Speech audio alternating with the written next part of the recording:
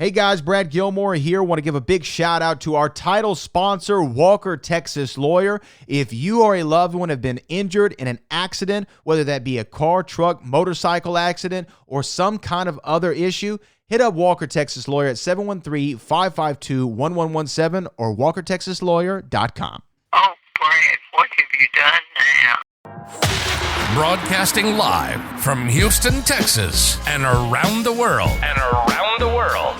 TV host, best-selling author, and radio personality Brad Gilmore brings you a collection of conversations with stars from movies. Matthew McConaughey. Brad Gilmore. Mark Wahlberg. Hey, how are you? The legendary Mr. Christopher Lloyd. Christopher, how are we doing? I'm doing good. Great introduction. Jessica Alba and Lizzie Mathis. Ladies, thank you so much for joining me. Thank you. Kevin Costner joins us. Thank you so much. Thank you. Television. Jimmy Fallon joins us this morning. Jimmy, how you doing, my friend? Good morning. Thank you so much, Brad, for having me. I appreciate this, bud. Kelly Ripa. Brad, thank you for having me. Comedy. Jay Leno joins us. Jay, how you doing? Hey, Brad, what's going on? Chris Tucker is in the building. Chris Tucker, good morning to you. Hey, Brad. Good morning to you. How are you? George Lopez joins us right now. George, how are you doing, sir? Good morning.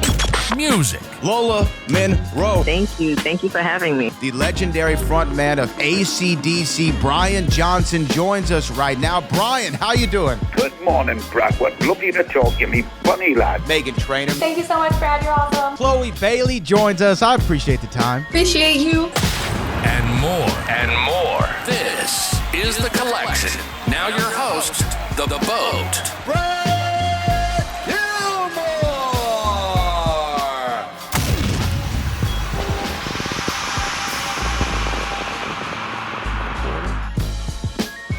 All right, here we go in 3, 2. And I'm so excited to be joined here exclusively on the CW39 Spotlight with a very talented actor who's a part of one of my favorite shows of the entire year. It's Matlock on CBS, and he plays an attorney who has a lot to do in this show, and I really enjoy him. Welcome to the show, Mr. David Del Rio. David, how are you, sir? Thanks so much for having me, Brad. I'm doing really, really great. I'm excited to talk to you. Well, look, man, we've rubbed shoulders before in a previous life and in different endeavors, and I know that acting was always the passion for you, and we met each other in like a silly internet game show years ago, but acting, this was always the mission, and now I feel like you've had a lot of credits obviously to your name before. This is big network show. This is, I kind of think, correct me if I'm wrong, but this is almost somewhat of an actor's dream in this way. We're talking about Matlock because it's a procedural, but it's a comedy. You have a strong Academy Award-winning lead that will only help you grow, and it's on a major network. I feel like this is somewhat of an actor's dream. It really is. I mean, especially when the timing of it all, I can't say how grateful I am to be in the position I'm in, and unfortunately a lot of other actors are in, that we got to shoot the pilot in April 2023, then the writer's strike and the actor's strike happened, but we got picked up before that even happened. So I had about 8 months, actually it took 11 months to get back into shooting the second episode. But I had 8 months to raise my daughter who had just been born. And knowing that I had a job waiting for me, it was just a really grateful position to be in. And that first day of shooting the second episode, cast, crew, producers, executives, everybody knew how lucky we were to be in this position. On top of that, you get to be in a show with an Academy Award winner who has been the answer in a lot of the questions in our silly movie trivia game show years ago. And to see that and to be a part of that is something that I hold near and dear to my heart. And also I'm just trying to respond to how this sort of rocket ship of a show has been received. And I'm just sort of, taking it with stride and also trying to get my head leveled and saying that this too shall pass. So let me enjoy it as it's going. And, CBS was behind Jenny Erman's script from the get way before I was even a part of it. And then I to be part of a show that has redefined what it's like to be a reboot, as opposed to being in just another reboot, that's another sort of piece of the pie that I'm very excited to be a part of. That's an interesting point. When you bring up Matlock, when I first saw the television ads for it coming out, I was like, okay, cool, Matlock, Andy Griffith. I love this show. I used to watch it with my dad, watch it with grandpa. It was a classic. Everyone loved Matlock. So I was like, okay, cool, bringing it back. Kathy Bates, the gender swap. I was like, that's an interesting wrinkle. But then in one of the promos where she says something to the effect of, oh, the show from the 90s or the show from the 80s. I was like, wait a minute. What's going on here? And then when you watch the pilot, you go, oh, okay, this is a really interesting flip. So, okay, as an actor, first off, how does Matlock come across your desk? How do you find this? Does your agent call you? Is an audition pop up? It's an audition that pops up for sure. Everyone asks me, like, what drew me to the role? I'm like, I auditioned. That's what drew me to the role. I'm just trying to get the job. And I remember that when I saw that Kathy Bates was attached, I kind of begrudgingly moved forward with this audition, going, "Oh my God, there is no way!" But let me just send it and do the best work I can. And this was a self tape.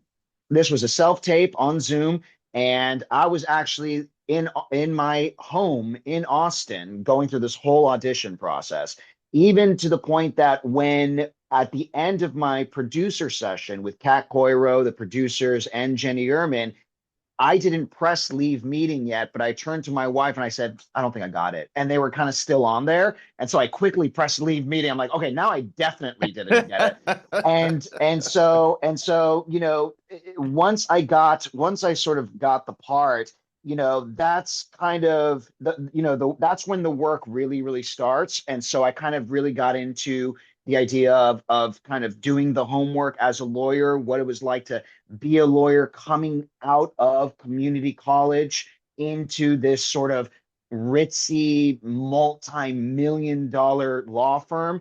And so I went into sort of discovery mode, but nothing could have prepared me as an actor as witnessing how Kathy does her homework. I mean, it is something to behold, and in a way that, and I don't mean this as if we're like in the same level, but in a way that actors used to do in high school when, you get a script and your teachers are telling you who, what, where, why, when. She still has that process, and she would be circling something going, Maddie grabs a cup of coffee, and she would write, and I don't know what I tried to, see, but I would see that she would write from the top of the page to the bottom of the page of what exactly that meant to her. And so sort of as an actor, that's what I really sort of gravitated towards. And I also think, to answer your question of how this came across my desk, really, it was just an audition, and I was an actor trying to find a job and trying to book one. So I think that, look, I mean, whether you're auditioning for a commercial, a television show, feature, indie, whatever, there's always several steps. It's not like you do the one audition and then boom, you got it. Now, especially though, in a television show for network, it's like, hey, okay, we like this guy. Now let's get him in front of the, execs. Let's get him in front of the network. Let's see, let's test him. Let's do all kinds of different variations. Was the process of wondering if you got it, was it arduous to go through, like several different times, several different layers, not knowing, from leaving that Zoom meeting thinking you definitely didn't get it, getting the call back, and then having to go through the network process? Was it like, man, when am I going to find out?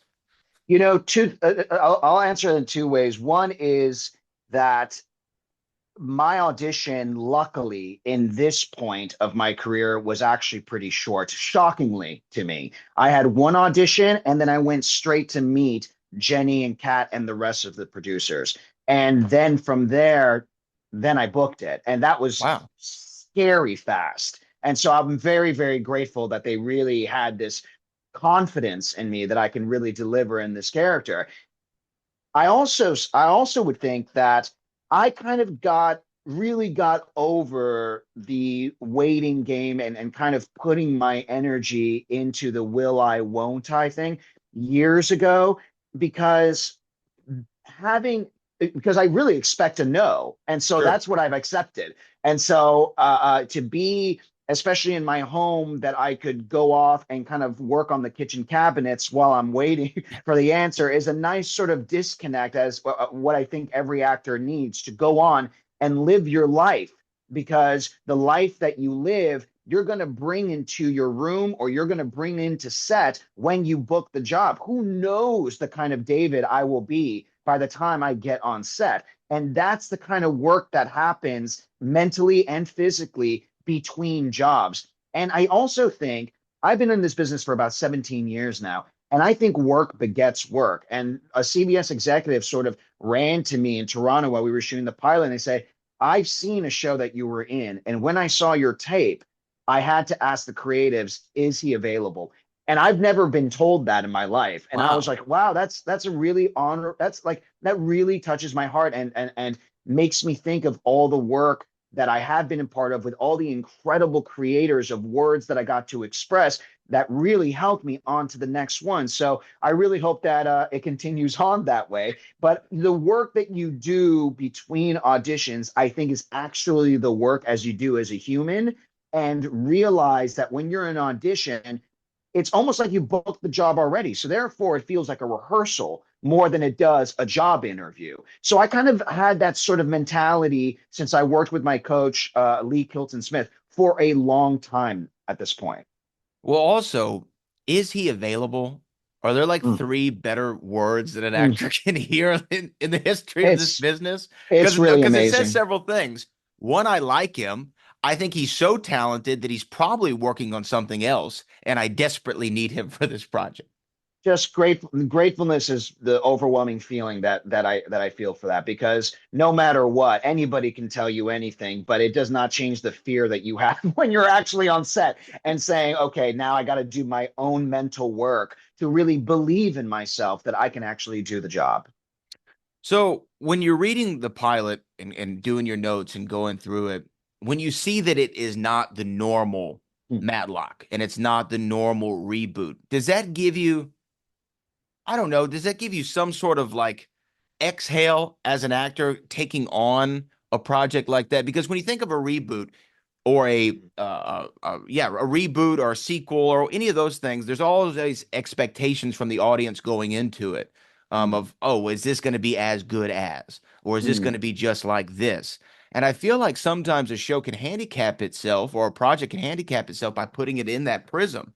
But what was so brilliant about this show is we addressed that there was a Matlock before. This isn't the same thing. And there's this nice little twist for it. And I feel like that should give you an exhale a little bit as an actor. Well, I think that you've seen weirder things happen when it comes to the reasons of shows of the audience not showing up to a show or not. I mean, we could come up with the sort of best twist of anything, and it's all about if the audience will show up or not. And we've seen so many instances where when you see an announcement of a television series or a film, and everyone already assumes that it's going to be huge, sometimes the audience doesn't show up, and vice versa. This one's not going to be good, and then the audience shows up in droves. So my mental game was just to make sure that I was there to serve the story, that everybody has no idea what to expect except Maddie Matlock, played by Kathy Bates. And Jenny Erman has told this story many times, the creator and showrunner, is that when they approached her, she had to take about a long walk around her neighborhood to really think, to consider to even take the job in the first place. And that walk just changed the game of so many people's careers, because she thought of every angle from beginning to end. And I actually didn't even read the ending until the table read. And I think that was kind of like purposeful, because when we were like, what is going on? And just to be a part of, I've always prayed that I would be involved in projects, and even like when I direct, my focus is, has this ever been done before? The answer, 99.9% is yes, right? Because you have the structures of stories that have been created since the beginning of storytelling, and we still follow those today in one way or another. but to even be a part of something that wants to change a format as opposed to the previous intellectual property, the format as a whole, is, I think, what the gift is about this show. To watch the show and not only follow the very real American story-driven cases that the people at Jacobson Moore get to be involved in, but the audience being in on Maddie Matlock's journey to solve a completely different mystery. It's a perfect sort of formula to have audiences react and still be engaged. And that's all Jenny Erman. So yeah, again, and I will always say this, and I don't care how much I keep saying this, the feeling is such of overwhelming gratefulness to be an actor, part of a format that is redefining. Yeah, it's really brilliant what you just touched on there, because okay, if we're comparing it apples to Matlock, right? Sure. Again, everyone liked watching Matlock. It was a procedural. I want to see what case he's got next week, and then there's a different case the next week and a different case the next week, and there's nothing wrong with that. But with this show is I want to see what Maddie and the team are tackling this week, but I also want to see what Maddie and the other team are tackling this week, That's right. And that through line that makes it very, very, very great show. And to me, network shows in general, I think in the last, let's say 10 years, have had to figure out how do we compete with streaming? How do we compete with Netflix, Hulu, Max, those things? And this show, and I'm not just saying this, David, this show has done that, I think, better than any other network show I've seen in recent memory, just because of what you just touched on there. It's something that I haven't seen in network television, really in television, in quite some time, and it's really refreshing. But let me now go to first day of shooting. You're doing the pilot. Kathy Bates. First of all, she's so effortless in this role. Effortless is the word I can use. She's so comfortable in camera. You believe her as soon as you see her. But she's so damn good at acting, and it comes through the camera. Two things. One, as an observer watching it, you've already touched on it a second ago. What are you picking up from her working around that talent? Iron sharpens iron, right? Secondly, is there the intimidation factor of I'm walking on set with this Academy Award winner, and I better bring it because she's expecting the best? To be able to witness her work and being in a scene where, let's say, that I would have to be a little bit tense with her. There was one time on set where, and I know you were talking about the first day, but I have to tell you this story where there was one time I was on set and it was the scene where I had to sort of like reprimand her a little bit. And that was not up to that point our relationship. My relationship to her was helpful, guiding, and supportive in any way that I can. In fact, the only employee who got to do that towards Maddie Matlock. But this scene, I had to be a little bit stern with her. And I had to kind of like get into this mode. And there I am by myself, just trying to collect my thoughts and remember my homework and all that stuff. And then I hear, "Hey, kid." And I look up. And of course, there's Kathy. And she goes, "I'm right here. So use me." And we stayed in a staring contest, not a staring contest, I should say a staring exercise for about a solid 3 minutes that felt like 45 minutes. And what that did for me was two things. One, no matter the takes that are about to come, the truth of the moment is what is most important. And what I receive from her is going to dictate how I give it back to her. And she wanted to give me a reminder that you could be in your own world of how to express, but you don't know how to express without me. So I'm right here with you. Wow. And then the sort of the second thing that I got was that Billy and Maddie have this sort of familiar, like family a relationship, sort of grandma-grandson relationship, that if we don't have the connection, it's not the dialogue and the scene that loses steam. It's literally the connection that loses steam. It's literally the chemistry that loses steam. And that is just something that, when you said iron sharpens iron, I could have stared at her for another 3 minutes if I could. You know what I mean? But they say roll cameras and stuff Yeah. like that. But that was my opportunity to get back into my instrument and have this guttural feeling of we're here together, and anything that you tell me is going to really affect how I'm going to respond to you.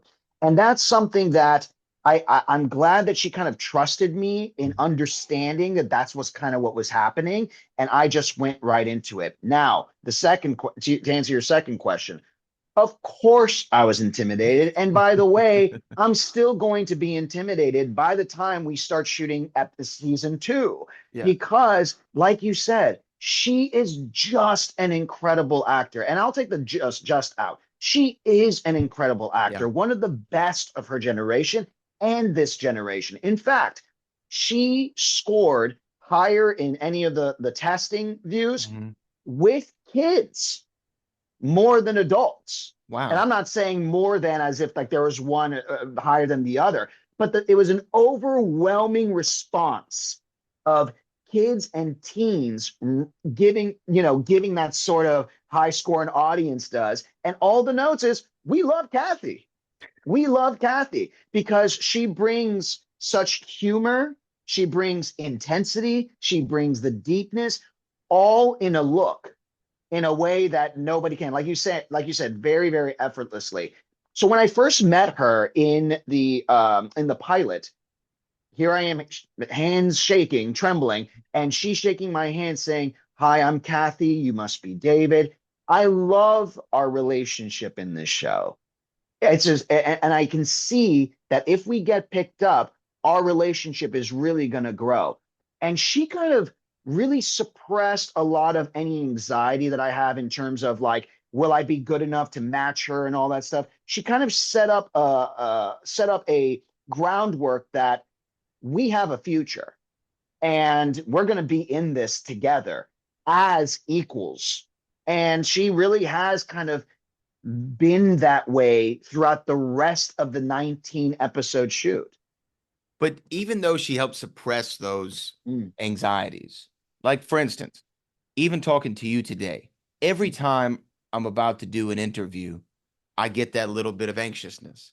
I go, okay, here we go. It's game face. It's time to go.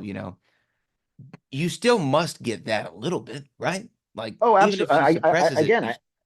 Again, I still get that every day. And by the way, even as an actor, therefore, I am an employee to this whole big thing. It's not only Kathy. Right. I'm trying to get what the director's saying. I'm trying to see if the producers are liking what I'm doing. I'm trying to see if I am telling the story that Jenny Erman thought in her brain. And so it's all those layers of am I doing the job well? But then it gets to a point that if you don't use it, then you're not really playing a human. If you're not bringing any true self of what you are feeling, the dialogue is not going to change based on my insecurities and anxieties. It's going to stay the same. Yeah. So I try to figure out a way to make sure that I don't act on top of my acting of trying to hide my anxiety. I try to meld those things together and trying to make a performance that, it could come out as sort of multi-layered. And you never know how your performance is going to come out. You just hope that it's going to be good and it helps tell the story. But I think that especially, being with Kathy, you kind of had to force yourself to get to the point of, well, if you have a little bit of anxiety and it kind of is eating away at you, that's your ego and you got to drop it. And so I try not to involve my ego in my work. So it's very easy to recognize, to drop it, and I can continue to focus on the moment to moment truth. And being with Kathy, that's, I think, how you could be as sort of as up to her level as you can, which is the chase of the moment to moment to moment truth, because that woman envelops truth, and I feel like I'm just finding it in blocks and she is that woman, you know what I mean? And so to see that, you want to try to catch up catch up to her. And here's the other thing that she's great about. To me, personally, I think she knows when I'm trying to catch up with her or when I'm in it with her. And you can really feel that flow. And I love having scenes with her. I really, really do. But not just Kathy, and he mentioned it here, and I'm appreciative of your time, and I know we're up against a window, but I want to say this. I can't remember who said it, but a director once said he did his best directing in the casting process, right? Meaning, once I found the actors that I needed for these roles, really I was hands off. Because they fit the vision. They know what I want. They're going to achieve it in the way. And I feel like the whole cast was just nailed. Everybody feels like, not only does the law firm feel lived in, and you feel all the experiences and you understand the relationships and feel the relationships, even in the subtext of the scene, even if it's not stated or overstated, it's there.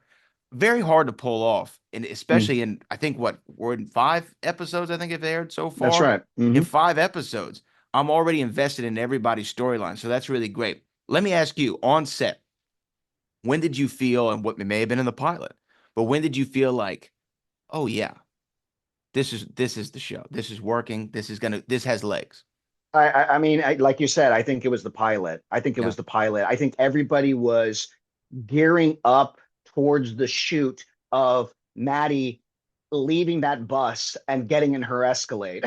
Like we were all sort of together in sharing that story, like we were all just trying to gear up for that moment, from the crew to the cast to the people feeding us. Everyone was gearing up for that moment. And so when you are around a group that is looking around and saying, can you believe we're doing this? It's a great place to start with your comrades who you're about to spend the next 9 months with. And then from there, through so much laughter, through so much homework together, through so much running the lines, when you're with a group that kind of disconnect themselves from the process and just really get into it, really get down and dirty in the process of being these characters, then you kind of feel like you're all in it together. And so, we had a camaraderie right off the bat. And first of all, we had the camaraderie all relating to each other, going, can you believe we're working with Kathy Bates? Like that's our first connection. And then it goes on to everyone looking at each other going, I hope we nail this scene with Kathy Bates, And then from there, we really go, how can we continue to tell the story and keep the audiences at the edge of their seat? And with us knowing what the end of the script is, how can we stay literally in the moment without giving any clues? And that's something that we all really try to focus on. And so when you have a camaraderie like that, the process is easy and fun. Well, you know what? From an awkward ending to a Zoom call to acting with Kathy Bates in front of millions of people, I'm so excited to have seen this show and share this conversation with you. Just again, David, congratulations on this show, all your success. Season 2, season 20. All right, let's make this thing keep going. I love this show, and I really appreciate your time, man. Thank you, Brad. Anytime you want me back to chat, I will. So thank you so much. All right, David, thanks so much, man.